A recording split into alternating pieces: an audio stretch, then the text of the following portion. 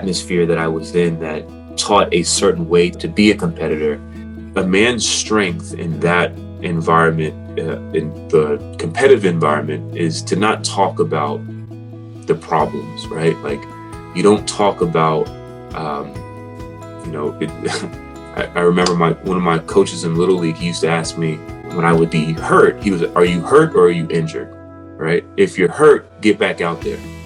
If you're injured, then let's deal with the injury, get you better, and then get back out there, right?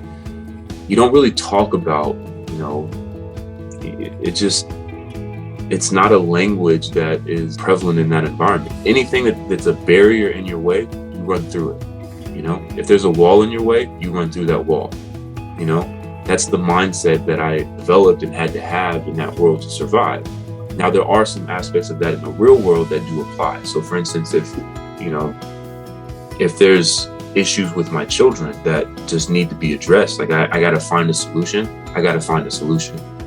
There's a wall and I gotta either go through this wall, find a way around it, go over it, under it. I gotta find a way because it's my children. So there is that aspect of it that is valuable. But when it comes to not speaking about your problems or the deficits or whatever it may be that you're dealing with, I think that's where we struggle in teaching an appropriate response for young men. So for me, the strength that a man has is to be honest, right? To be honest when you're not okay. Having the ability to recognize the negative emotions that are coming out of you that then manifest themselves in a negative way, right?